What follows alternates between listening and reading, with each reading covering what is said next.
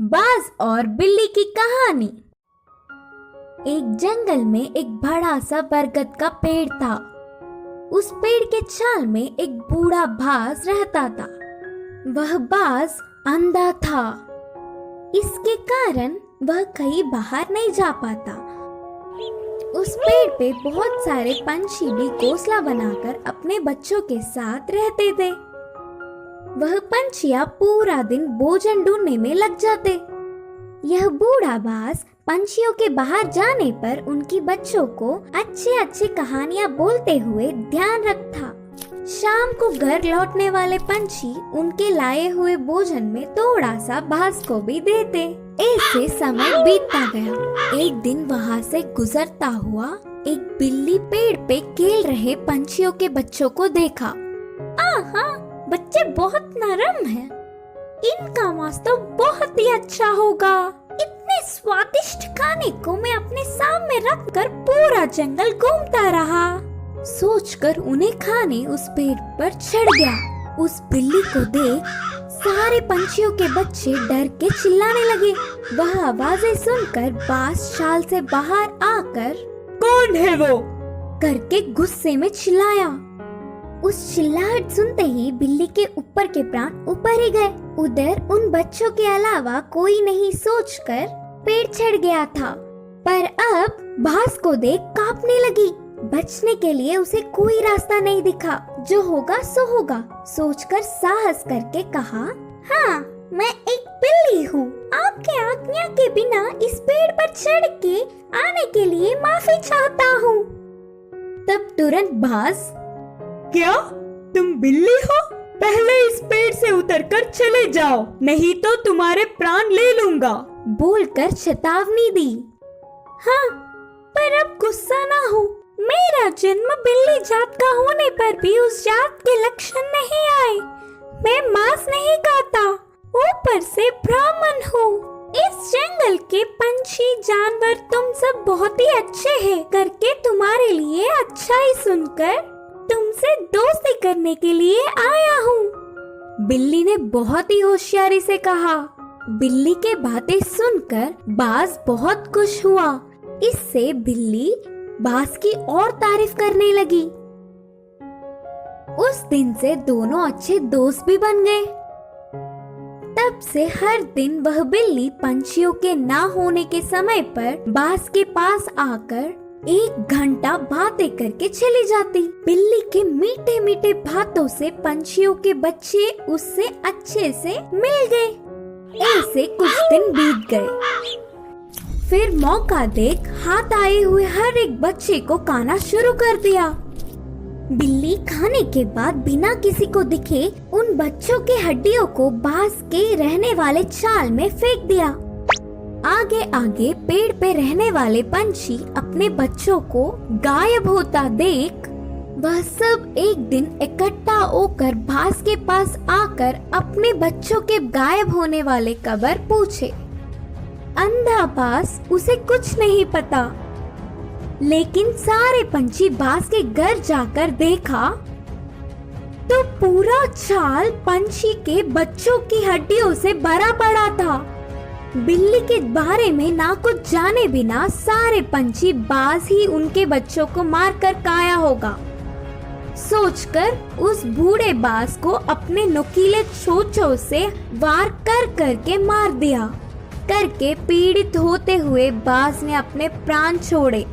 इस कहानी की शिक्षा है कि जन्मजात के लक्षण मरने से भी नहीं मिटते। कुएं में हीरे का कंगन। एक गांव में रामू नाम का एक लड़का रहा करता था। एक दिन जब उसकी माँ घर साफ कर रही थी तब उसे एक पुराने जमाने का सोने का कड़ा मिला।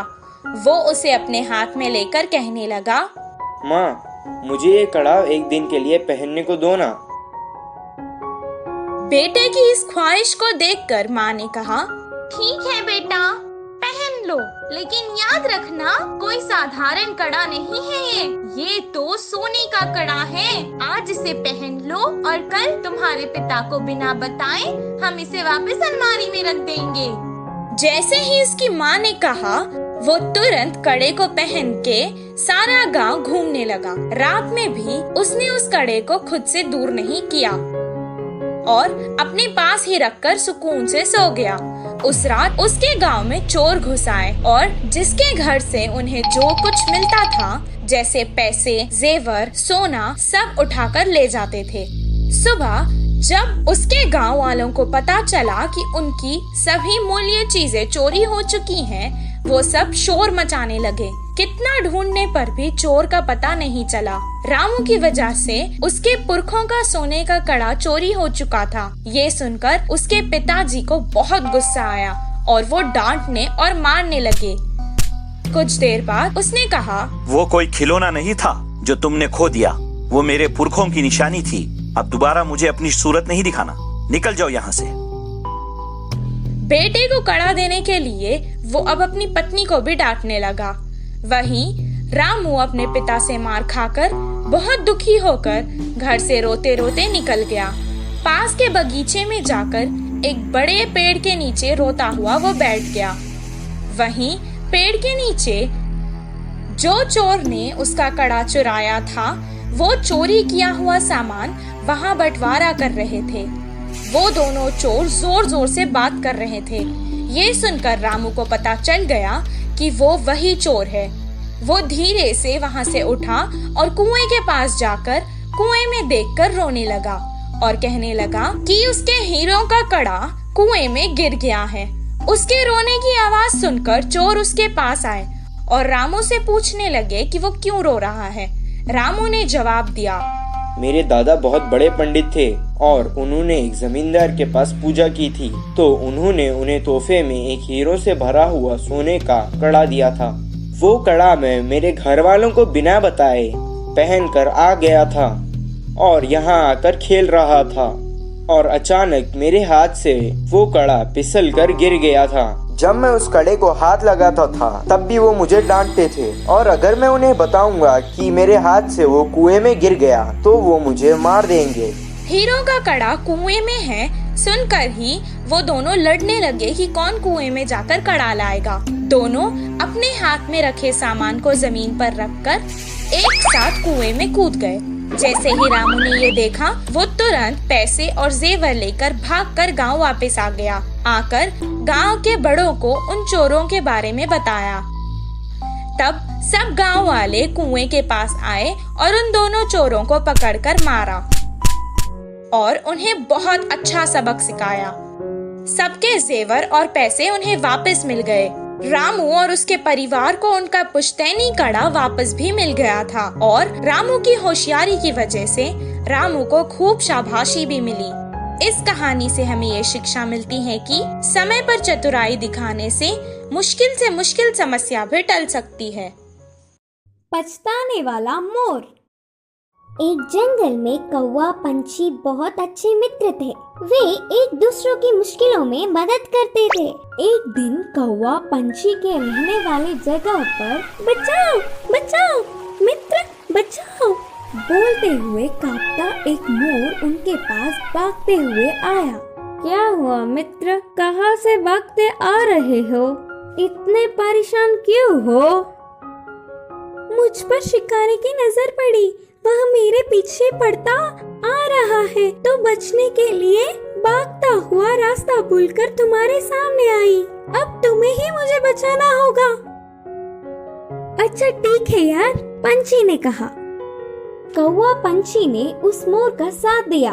फिर से वापस जाने के लिए रास्ता भूलने के कारण कौवा पंछी के साथ वहीं रहते हुए मोर अच्छी मित्र बन गई। उनकी मित्रता कुछ दिन अच्छा था।